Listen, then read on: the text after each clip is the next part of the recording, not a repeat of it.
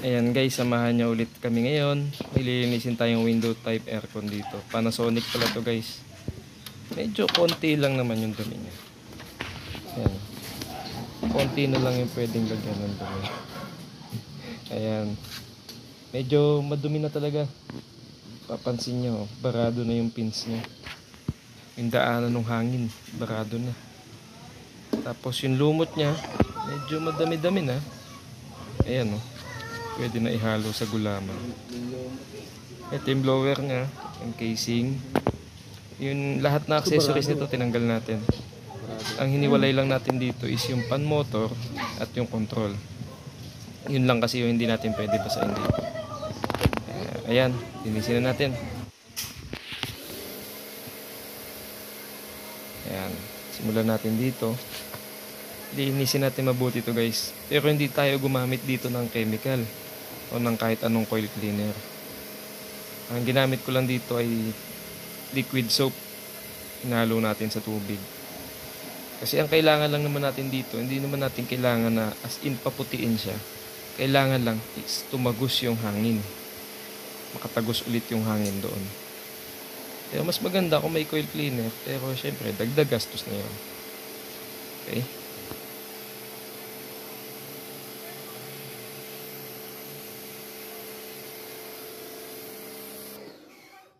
Dito na tayo sa may bandang condenser o yung likod na part.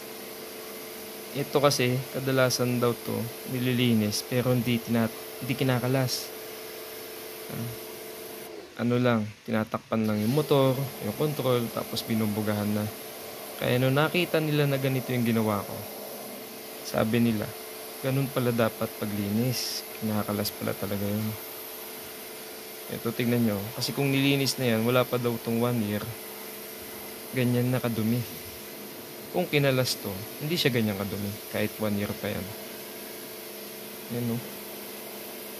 Sobrang dumi.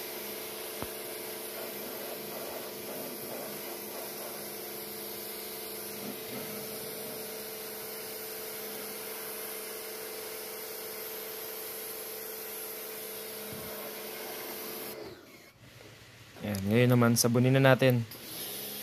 Yan. Sabon lang gamit ko dito, hindi ako gumamit ng chemical. Tumatagos naman yung bula sa likod. Kaya okay na yan.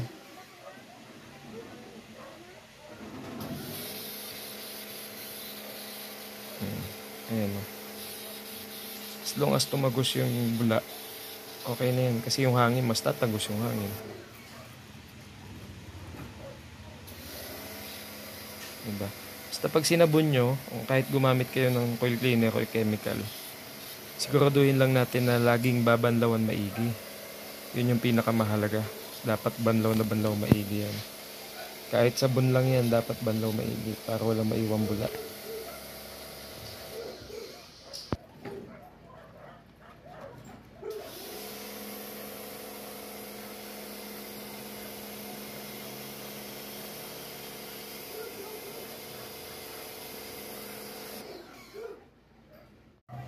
Ito na.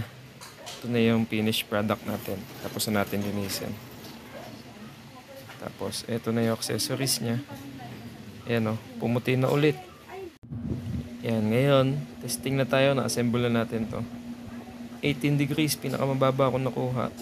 Kung nakatulong at nagustuhan nyo itong video natin na to, please like, share, and subscribe. Salamat!